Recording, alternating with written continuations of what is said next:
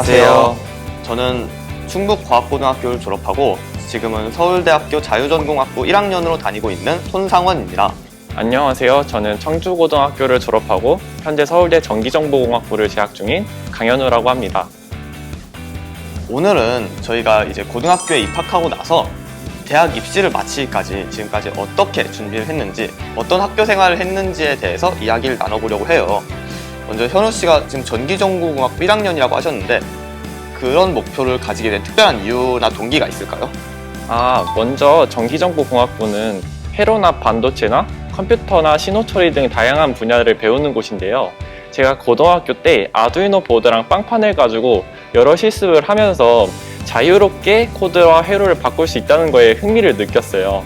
그리고 2학년 때 물화생지를 다 공부했는데 지엽적인 생명, 지구보다도 물리 수학이 저한테는 더 잘 맞더라고요.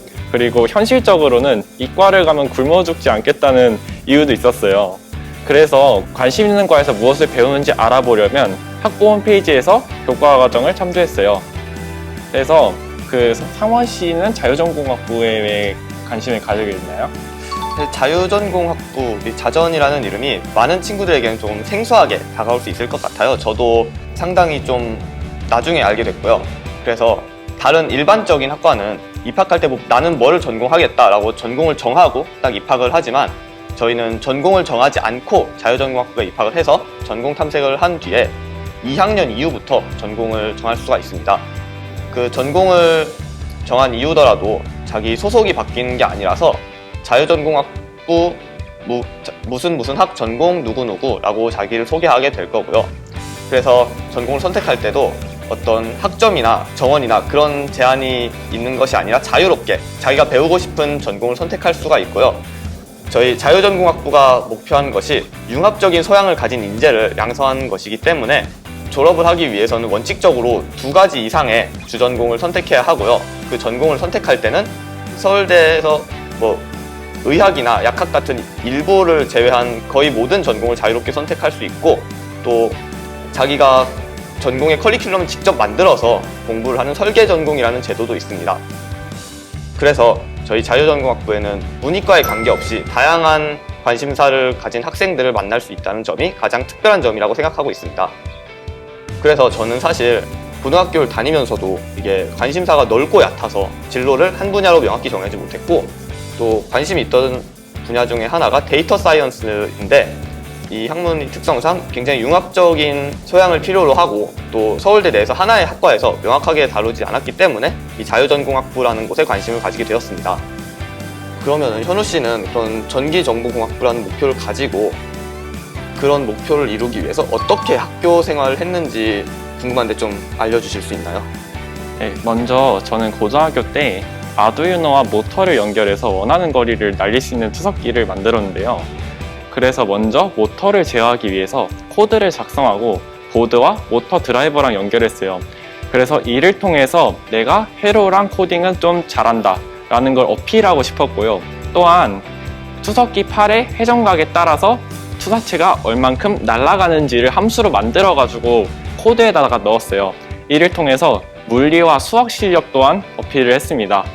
이처럼 학부 1학년 때 요구하는 그런 여러 과목들의 실력이 있다라는 것을 어필했고요.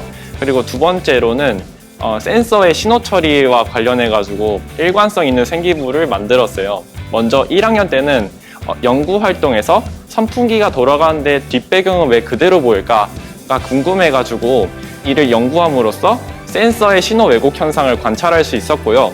2학년 때는 이를 심화해 가지고 과학과제 연구에서 센서를 아두이노 알고리즘과 관련 지어가지고 그 알고리즘을 최적화해서 센서 관측 성능을 개선했어요. 그리고 3학년 때는 고급 수학에다가 이러한 센서 문제가 신호를 복소수로 해석했을 때 문제의 원인을 찾을 수 있다라고 수식화를 할 수 있었어요. 그러면 손상원 씨는 혹시 목표를 이루기 위해서 어떤 학교 생활을 했는지 궁금해요. 전 아까도 사실 잠깐 말씀을 드렸던 것 같지만 전 진로가 명확하지 않았기 때문에 약간 현우 씨랑은 다르게 활동의 일관성이 뚜렷하진 않았어요. 그래서 제가 어떻게 대표적으로 활동을 했는지 몇 가지만 소개를 드리면 1학년 때는 생명과학 분야의 탐구를 했는데 이제 식물 안에 호르몬을 아두이노 센서를 가지고 측정을 해서 이 측정한 데이터를 파이썬으로 처리를 하고 그걸 실시간으로 확인해서 식물의 생리적인 상태를 이제 모니터링을 할 수 있는 장치를 개발하는 그런 탐구에 참여를 했습니다. 그리고 또 2학년 때는 이 케니성 경연대회라고 하는 대회에 나가서 인공위성이 촬영한 이미지를 바탕으로 이제 위성의 위치나 이 궤적을 계산할 수 있는 그런 시스템을 개발했어요. 그래서 이러한 활동들이 얼핏 관련이 없어 보일 수도 있지만 전 이러한 경험들에서 이 데이터와 코딩이라고 하는 공통적인 키워드를 엮어낼 수 있었습니다. 그래서 이외에도 이 통계 포스터를 만든다든지 아니면 수학에서 뭐 파이썬을 가지고 탐구를 한다든지 해서 점차 진로가 구체화되어가는 그런 스토리텔링을 보여줄 수 있었습니다. 네, 그러면 이렇게 많은 활동과 공부를 하면서 시간이 좀 부족했을 것 같은데 어떻게 시간 관리를 했나요? 저뿐만이 아니고 주변에 많은 친구들도 이런 활동을 하면서 시간을 일정을 어떻게 관리를 해야 되는지에 대해서 많이 고민을 했어요. 그래서 특별히 시간을 낼 수 있다면 좋겠지만 그렇지 못하더라도 교과목에서 원래 어차피 해야 하는 수행평가를 최대한 활용을 해서 거기에 저만의 특별한 주제를 가지고 세특에 최대한 자연스럽게 녹여내고자 노력을 했고요. 그리고 또 어떤 활동을 할 여력이나 시간이나 그런 게 부족한 경우에는 독서 활동을 하는 것을 적극적으로 추천드려요. 그래서 비교과 활동이나 진로 방면에서 조금 부족하다고 느낄 수 있는 점을 그런 부분을 굉장히 많이 보충을 시켜줄 수 있고요. 다른 부분이긴 하지만 독해력과 배경 지식이 향상이 되면서 이 독서가 교과 공부 자체에도 도움이 되고요. 좀 거창한 얘기일 수도 있지만 그렇게 쌓아온 독서가 인생에도 분명히 도움이 될 거라고 생각을 합니다. 지금까지 얘기를 나눴던 각종 교과 외 활동도 물론 학교 생활의 중요한 한 축에 속하지만 무엇보다 친구들에게 가장 부담이 되고 걱정이 되는 건 내신이나 수능 같은 교과 공부일 거예요. 그래서 현우 씨는 그런 부분에 대해서는 어떻게 생활을 하셨을까요? 저희 학교는 일반 고등학교여서 국영수 비중이 크다 보니까 방학 중에는 모의고사 기출문제를 보통 풀었고요.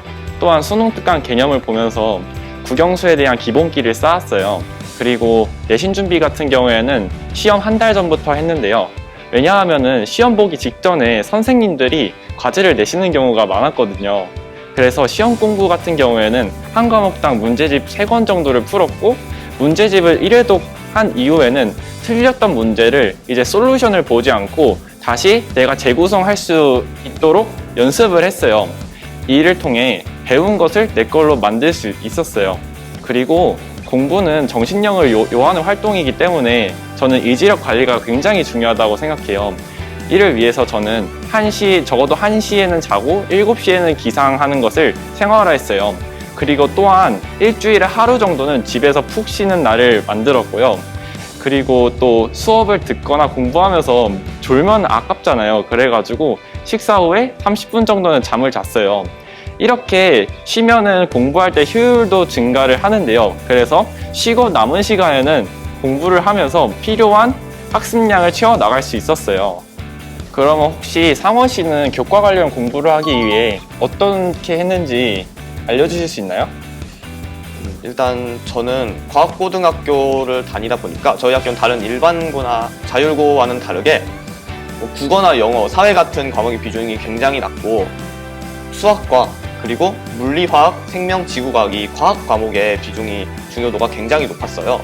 그래서 내가 무엇을 공부해야 하는지의 중요도와 우선순위를 먼저 인식을 하고 그거에 따라서 적절하게 비중을 분배를 했고요.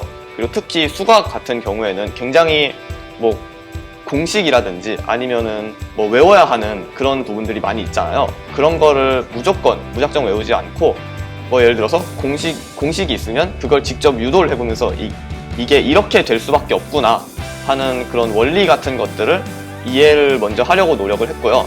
잘 이해가 안 되는 부분이 있으면 거기서 멈추지 않고 이게 왜 이런지를 좀 더 이해를 하면서 기억을 좀 더 수월하게 하고자 노력을 했습니다. 그럼 혹시 상원 씨는 후배님들한테 말하고 싶은 게 있어요?